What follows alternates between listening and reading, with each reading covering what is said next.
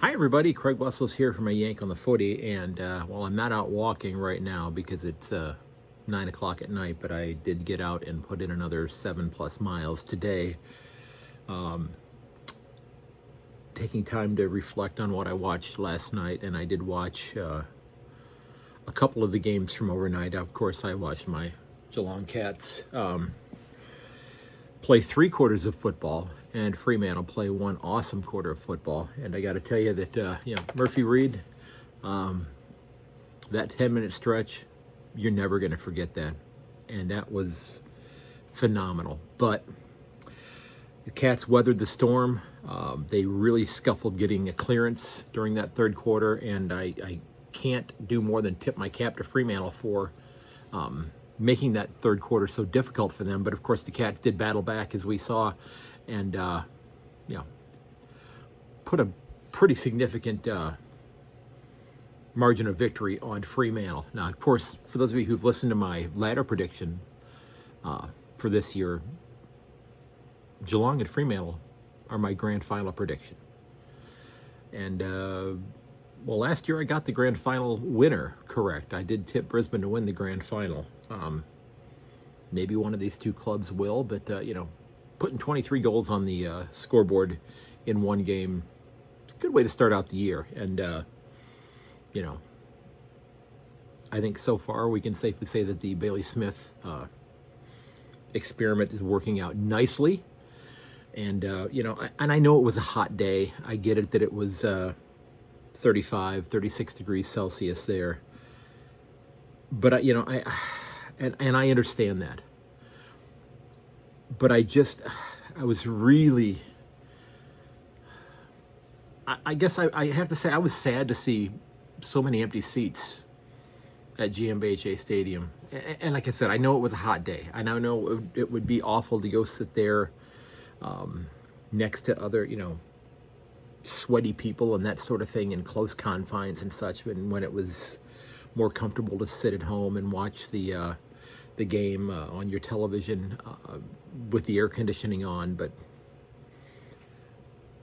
I kind of felt bad about that. And again, I know it's an interstate club that they were playing against also. Somebody pointed that out to me yesterday, and I get that, but it was just it was a little sad to see such a small crowd there.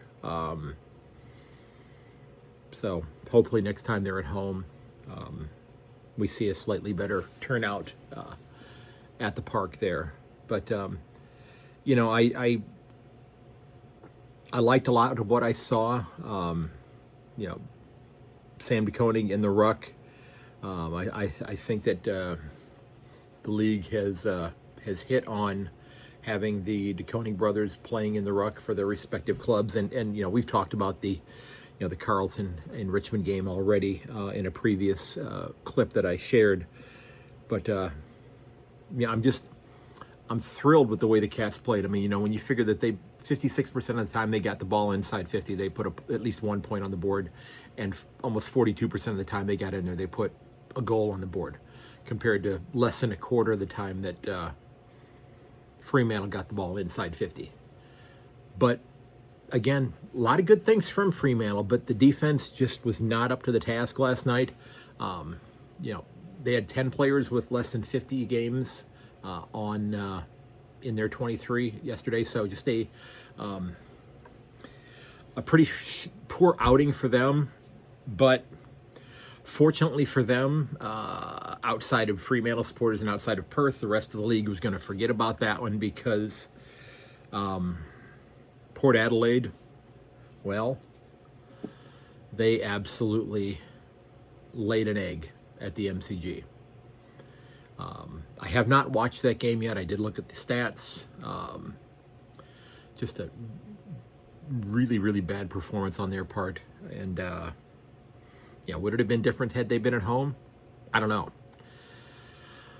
But I think it's safe to say that had the handwriting not already been on the wall for Kenny Hinckley after this game, people certainly would have been getting their permanent markers out and starting to jot some handwriting on the wall saying, Kenny, maybe it's time for you to go. But just a nice performance from Collingwood to bounce back after their lackluster performance in round one. Okay, let's just put it this way. They were terrible in round one, okay, against GWS. But yeah, Dan Houston came out and had a very solid game against his former club. The club that said, if I'm not mistaken, Connor Rosie had said that they were better off without him on their list. Are they still feeling that way? Because I'm not so sure. But just a nice all-around performance. When you have close to 10 players kicking goals for your side, way to spread the wealth around there. Tim Membry, coming in and having a terrific game. And one of the things that I'd said from the outset is that I was worried about where the scoring is going to come from up forward for Collingwood, and if he can step in there and do that. And between he and Brody Majacek, they put 7 goals, 1 on the board. So I'm a little less concerned. Of course, then you got Jamie Elliott and Dan McStay putting another 5 goals up between them as well. So this was a much better performance for them. And again, I have not watched it. I'm simply looking at the statistics here, but I did see and do a little bit of reading over on Code Sports about it. So I think that Collingwood has got to feel a little better now after this performance as opposed to what they saw with their trip up to the cow paddock that is NG Stadium there in GWS. But, I really wanted to spend a little time, and I'm still watching the Sydney and Brisbane game from last night. I have not finished that one yet. I got about 3 hours sleep. I watched the Cats game, and I went to bed at about 1:40 a.m. my time. And I woke up at 5 o'clock a.m., which was about 20 minutes after the Bulldogs and North Melbourne game had begun. And I watched that game in its entirety. And again, for those of you, you've looked at the ladder prediction show. I tipped North Melbourne to play finals this year. I put them in the 8. Okay, I did not put the Bulldogs in the 8. But I have to tell you, and I tipped North Melbourne to win this one. I tipped my cap to the Bulldogs, because they had every reason yesterday to just, quite frankly, fold their tent, okay? With so many players out, injured, that are integral or out for whatever reason, that are just key components to that club, they showed a lot of grit, okay? And I applaud the effort of the Bulldogs because they were very solid all over the ground. And, they played a lot of youngsters as well. They played 9 kids. And this is an interesting thing here. They played 9 kids with less than 50 games. North Melbourne only played 3 with less than 50 games in their career. So North Melbourne, I think you did play a very solid game. Okay, you scored 50% of the time you got the ball inside 50. 29.2% of the time you kicked a goal inside 50. Not a whole lot different from what the Bulldogs had, although the Bulldogs did have about 10 more inside 50s than you did. But there was a lot to like from both of these clubs. Okay, but North Melbourne, you're close. You're not there yet, but you're really damn close. And I'm really looking, once it finally happens that you are you finally put it together and you start rattling some wins off and you start playing with the confidence that you are capable of playing with. I wonder, am I going to actually be right about this ladder prediction? Because I was just looking at it in my little notepad here that, like I said, I did tip them to make the 8.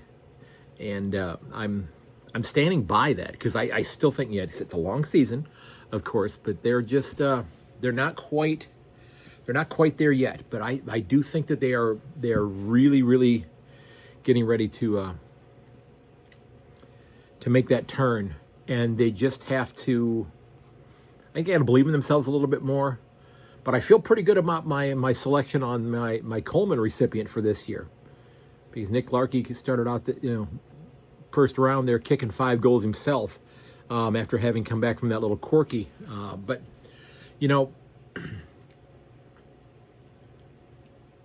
North Melbourne is kind of a an out there pick, because I know a lot of people, when I told them that I was thinking about tipping North Melbourne to play finals, a lot of people thought that was kind of a bold call. In fact, I had to even talk my guest who helped me preview North Melbourne into that, because they were not really sure about that either.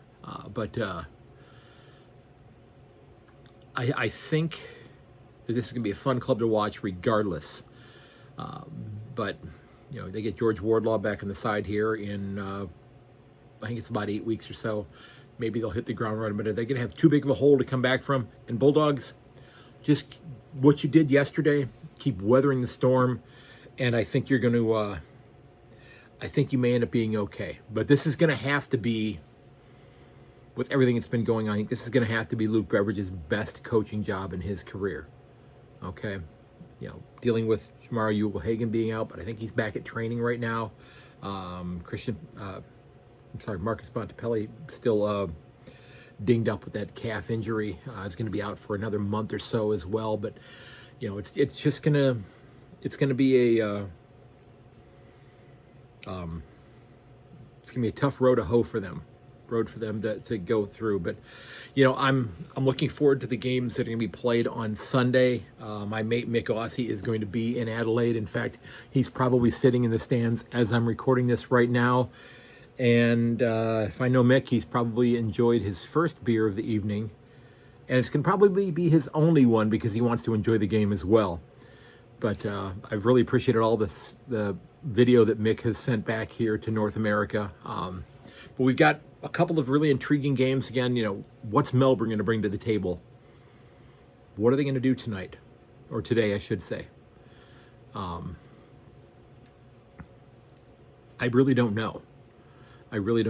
But the game that I'm kind of intrigued by is one of those other clubs that's kind of a trendy pick to play finals this year, that a lot of folks are saying could possibly make that jump up there, being Gold Coast. Okay, and they didn't get to play in round one, or in round zero, I should say. So they're getting their first foray into the fixture this year out with the West Coast Eagles. And of course, we want to see what the Eagles have got in store also, because again, this is another club that should be starting to make some progress towards getting out of the bottom four. Will they get there this year? I don't quite think so yet, but I think they're going to be very close. So it was a great Saturday. I have to tell you, I'm really enjoying the Fox coverage here. I have to watch AFL apps, so I get all the Fox games here. I'm not getting the coverage through Channel 7 anymore. But Tom Hawkins, I thought, did a decent job. Jack Rewald, I'm liking the job that he's doing. But I have to tell you, I absolutely love being able to tune into games and listen to Gerard Whateley call the game. He just does such a great job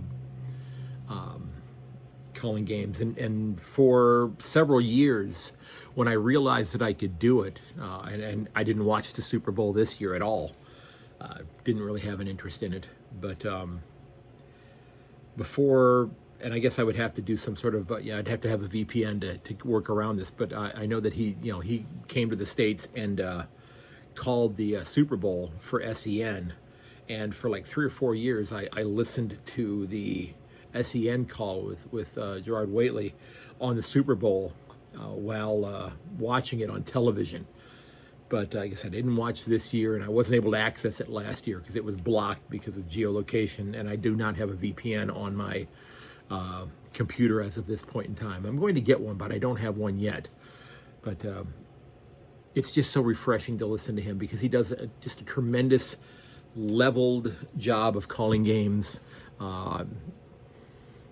He provides just the right amount of oomph and emphasis just when it needs to happen. There's not a lot of roller coaster up and downs. It can be a little gradual rise, a little gradual fall if need be, but they're not these peaks and valleys that are what are going on in maybe with some of the other broadcasters that I have heard. And so as somebody who's worked as I don't call play-by-play, but I have worked as a public address announcer for gridiron football and for soccer for 15 years now, having been able to call state championship games here in Ohio. Well, Final Four games, so the winner of that played in the state championship. But you want to call it and be part of the crew that's making the game worthwhile watching. Okay, if you're the announcer, you're not the show. Okay, you're there to provide information, and Mr. Whately, you do that phenomenally well. Okay, now all of the expert former players and that sort of thing, they do I think a really nice job. So I'm pretty thrilled about that. But again, it's going to be a great day of footy. I'm going to watch St. Kilda and Adelaide. Then I'll get to bed, get a little bit more than 3 hours sleep like I got last night. I guess I can sleep when footy season's over, which means that'll be back when I'm into the next school year. So, folks, remember, you can head over to my website at ayankonthefooty.com and get on the mailing list over there. I hope you'll subscribe on my YouTube channel as well. If you like what you're hearing, tell your friends about it. I'd love to hear your comments as well. And while you're over at my website, if you have a game that you're never going to forget, that most memorable game of yours, I'd love to share your story. Okay, so reach out to me, shoot me an email at ayankonthefooty@gmail.com, or drop me a note over on my website and tell me about it. And I'd love to get you on the show and have you share your story of why that game is so important to you and why it's so memorable. Okay, so folks, look out for your friends and family. Check up on them. If you need to talk to somebody, please reach out to them. All right, give them a chat. Let them know if you need help. Don't be afraid to reach out. The world's a much better place with you in it. Okay? And folks, enjoy the footy. And as always, may your dribble kick never hit the post. I'll catch you later. Cheers.